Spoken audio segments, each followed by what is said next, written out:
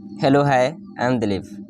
तो आज मेरा सेकेंड डे है और सेकेंड डे हम लोग जानने जा रहे हैं कि सब्जेक्ट एंड वर्ब के बारे में, कि सब्जेक्ट एंड वर्ब होता क्या है और ये हमारे सेंटेंस के लिए बहुत महत्वपूर्ण है।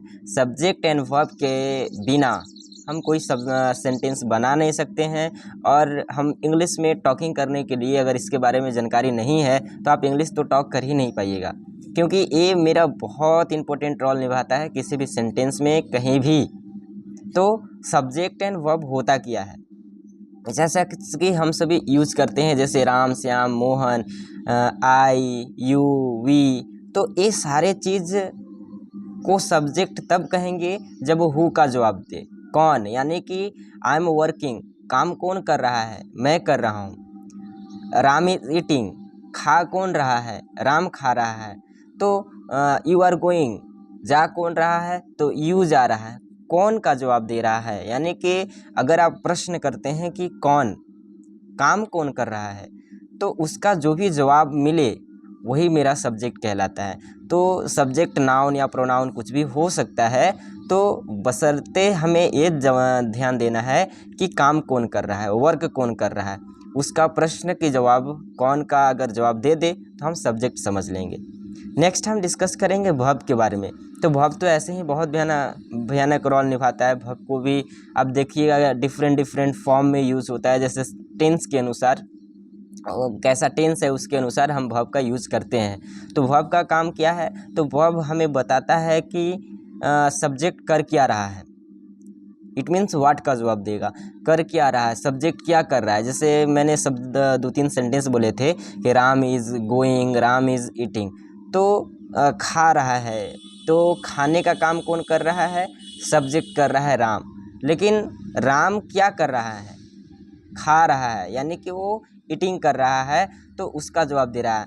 यू आर गोइंग, तो जा कौन रहा है, यू, तो सब्जेक्ट हो गया। तो अब हमको वर्ब जानना है।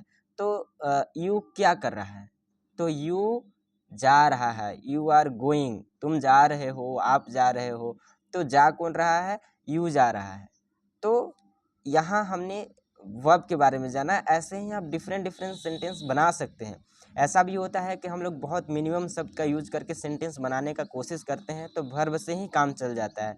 जैसे हम लोग कहते हैं गो, तो उसके पीछे छिपा हुआ है, यू छिपा हुआ है, लेकिन सिर्फ हम लोग गो कहने से ही जो मेरे सामने खड़ा है वो समझ जाता है कि मुझे जानने के लिए कह रहे हैं।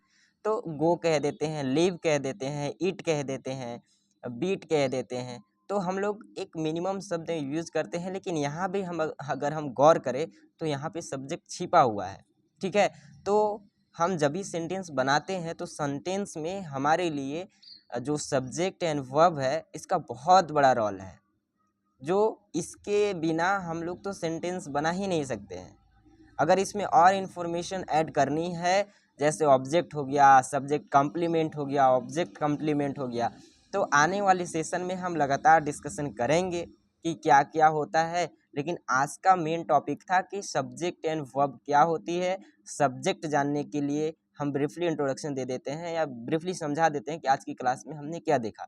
सब्जेक्ट एंड वर्ब के बारे में देखा। सब्जेक्ट जानने के लिए हमें कौन का जवाब मिलना चाहिए, जैसे राम मैंने तो समझाया, राम, श्याम, मोहन, आई, वी, यू। तो ये सारे अगर कौन के जवाब से मिलते हैं तो ये सब्जेक्ट हो जाएंगे। वर्ब कैसे जानेंगे, वो क्या कर रहा है, तो क्या का जवाब, व्हाट का जवाब मिले तो उसे वर्ब कहते हैं।